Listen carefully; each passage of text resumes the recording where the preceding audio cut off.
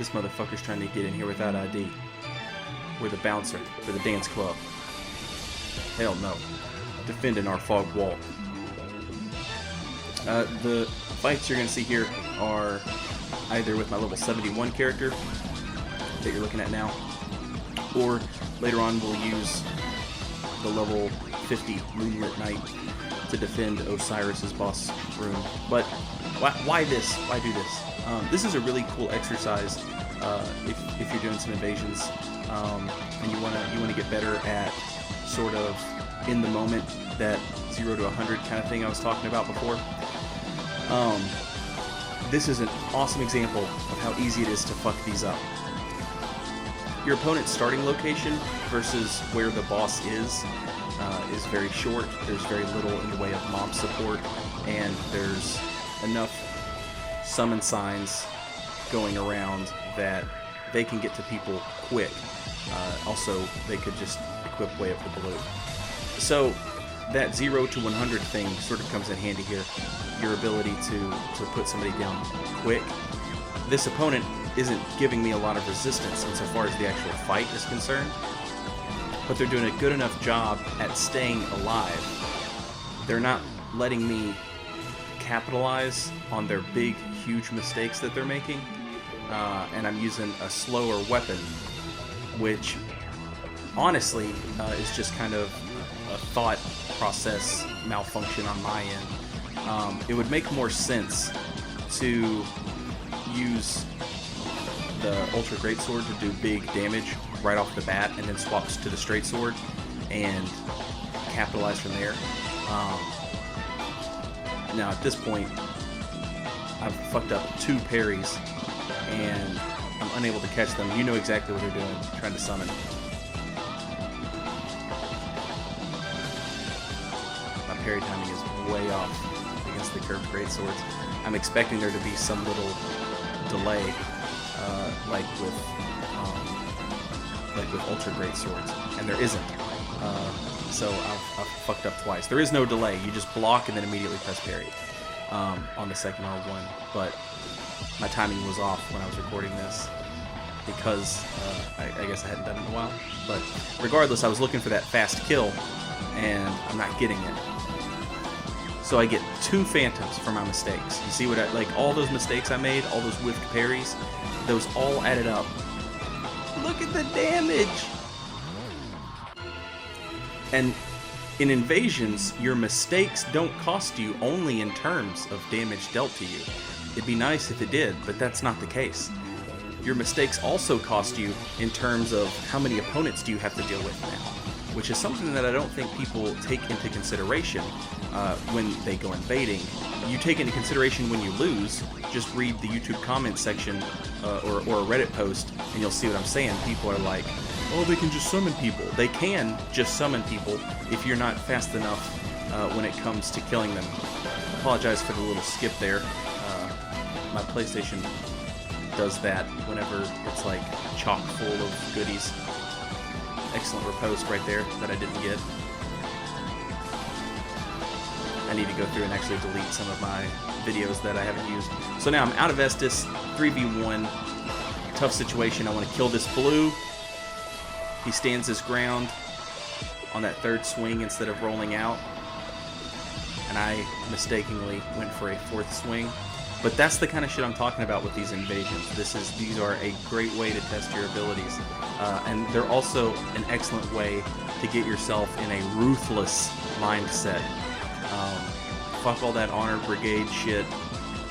Invade at the end of a level and tell me how much honor you feel like having when you spawn on top of a 3v1. Not a lot. And again, no enemy support, so these are serious, win now sort of situations. The host is laggy as all hell. Ultra Stun does away with the gold Phantom. The white Phantom we're not even going to have to worry about. It's over there swinging, out of stamina. Here's the host. Look at that lag. What a beautiful fight. Good job. Fucking weekend Wi-Fi warriors, man. Go buy an Ethernet cable. Goddamn. Playing against people that live in fucking the fucking transcontinental fucking thing. I don't know what the hell I'm saying. Their Ethernet cable is the Bering Strait. These fucking Russians, Alaskans. Anyway. The gold bro bites the dust again.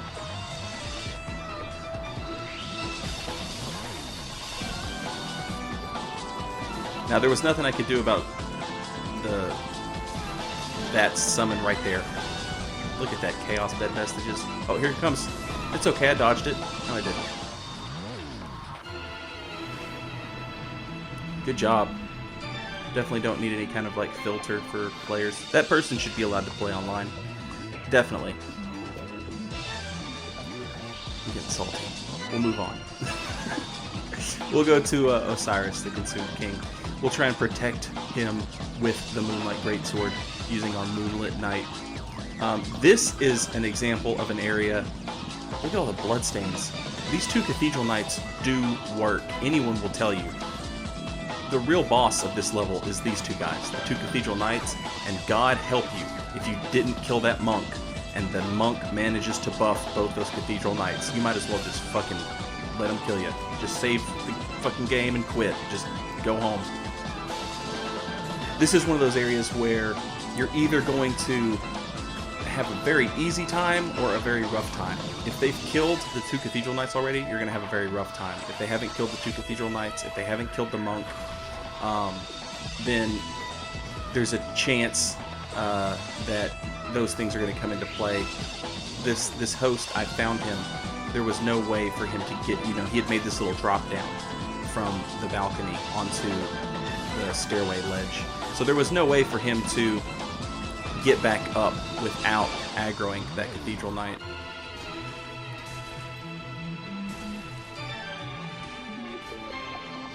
I'm seeing that they're not afraid to spam R1 into my medium shield, which is usually a mistake that I can take advantage of against a great sword. But I was having issues parrying this person, so I just went back to the two-handed. So a lot of times, you guys, I'll get comments on the page that are like, oh, you should do like a thing about parrying with medium shield.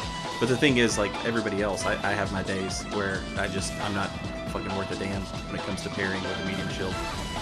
Parry Jesus betrays me. Able to hyper armor through with that weapon art. Hawkwood's dead, thanks to the Cathedral Knight.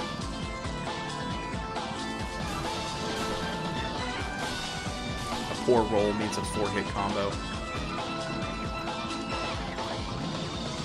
And I know they're looking for a space to heal. So we punish that and then right back upstairs, and just the exact same scenario plays out, except this time the Cathedral Knight lends a hand and just absolutely clobbers that person out of existence. This was a really nice example of when one of the Cathedral Knights is still alive. We'll have another fight later on where it's a little different.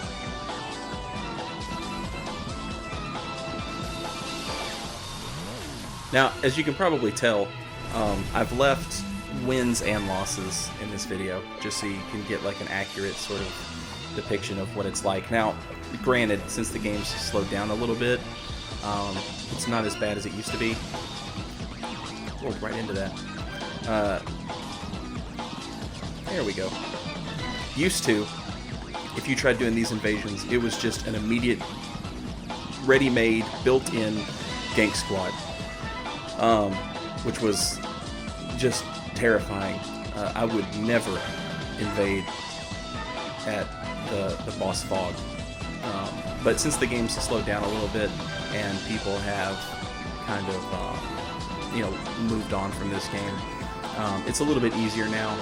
But I find that when you do an invader at certain level ranges, instead of just going 125, making characters that are made for specific levels and specific areas in the game, I find that it's easier to find more invasions, and the invasions more closely resemble those old gank squads. So we find these guys in the act of dealing with the Cathedral Knights. They've already killed one, and the second dies, and it's all that, you know what I mean? Like, that's all it takes. those Cathedral Knights are just absolute badasses. If you happen to find someone who's already killed them and they're just sitting there waiting, you have nothing to fall back on, and those fights can be pretty intense. Unfortunately, or fortunately, however you want to look at it, I didn't have any of those on this particular occasion. But I'm sure we'll try this again, and we'll try with different level ranges and different characters, and sort of see the different areas that you can invade. But one reason I really like these invasions is typically there's little to no like waiting or hide and seek or anything like that. It's just sort of like, you know, load screen, fight. Load screen, fight. You know, very intense, sort of, you know, in and out, non-stop action invasions, which are fun. Now in this situation, I had to do a little digging to find the host. They hadn't quite cleared the level yet. So you saw me kind of cut ahead and clip the video a little bit. Here we have trusty Maldron. Just switched to Acestus. Gee whiz, I wonder what he's going to go for. Any of you guys have any ideas?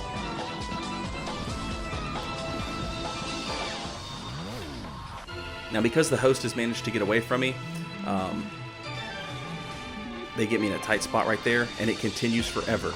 And right here, you have, in these sort of invasions, you have to make a split decision. Stop running. Stop looking for time to heal.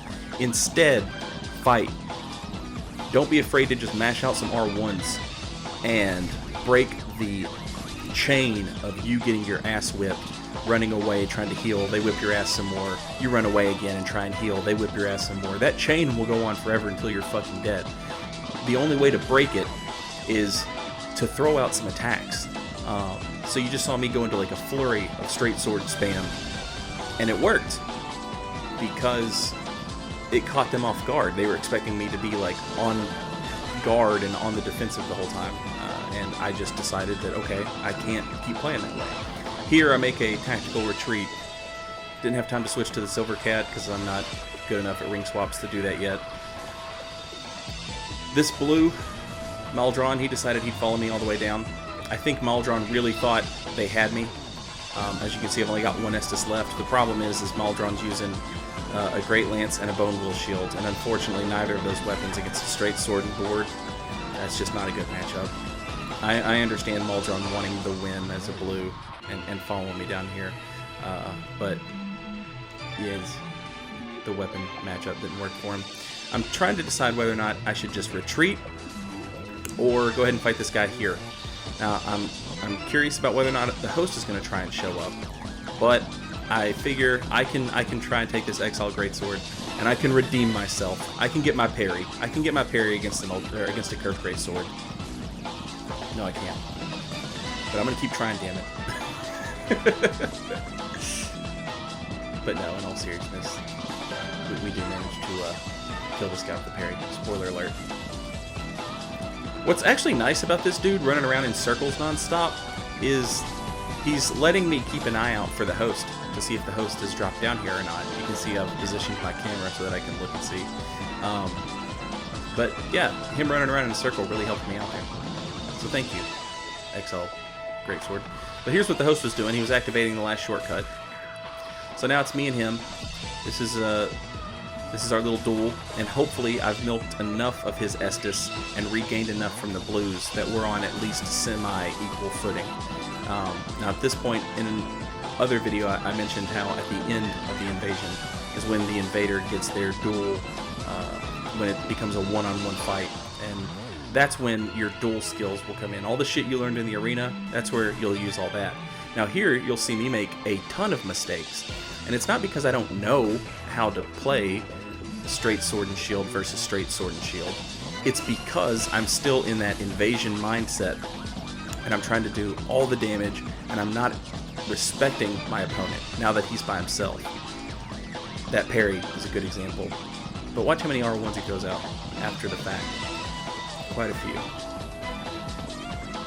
So I start thinking, okay, I'm going to throw out some misses and judge what he does. Now, he doesn't spam R1 after every miss, but when he does, He spams the shit out of R1. He'll go for 4 R1s in a row. Very R1 happy.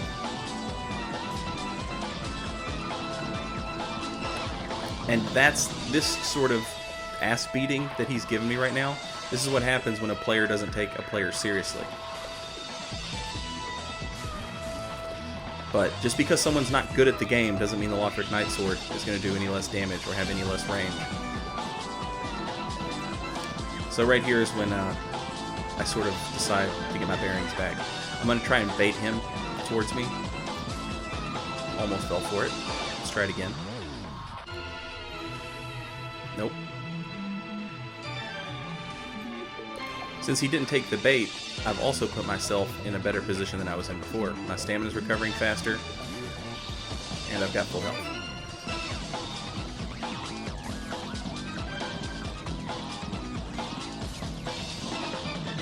All those R1s coming out again. So, what's his first? What's the first button he's gonna press out of this hit stun? And that'll be all she wrote. We knew this guy liked to spam R1. That was what we were going to use against him. That was how we were going to beat him. But the fighting, the blues, the escapes, all that stuff. I love these. We'll do some more of these in front of some different bosses, and we'll see how we fare with those as well. And I'll see you guys then. Later, y'all.